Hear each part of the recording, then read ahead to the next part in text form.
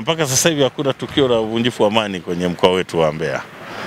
Majimbo yote ya mkoa wa Mbeya kama mnavyofahamu hakuna uvunjifu wa amani mpaka sasa hivi. Ni jambo la ustaarabu.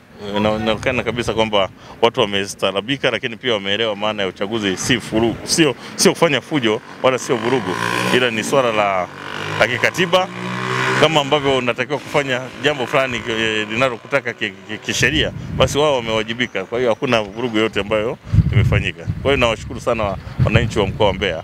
Kama wataendeleza ustaarabu huu itakuwa ni jambo jema sana. Askari wanahakikisha usalama wa raia na mali zao, na kama tulivyokwisha sikia watu wote wanajitokeza kwenda kupiga kura.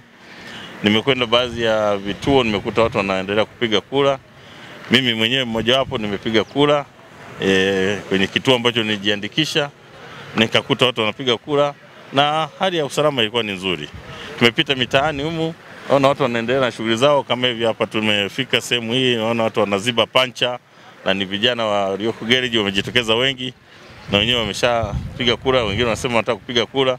Kwa hiyo nafikiri mkoa wetu wa Mbeya kama mnavyoona kwa kweli ni shwari mpaka sasa hivi, lakini kwa sababu bado tunaendelea kupita maeneo mbalimbali, tutaangalia jinsi ambavyo watu wanajitokeza, na kama kutakuwa na lolote lile la kuhatarisha, basi pia tutaweza kulichukulia hatua za haraka sana ili wananchi waendelee kuwa na amani.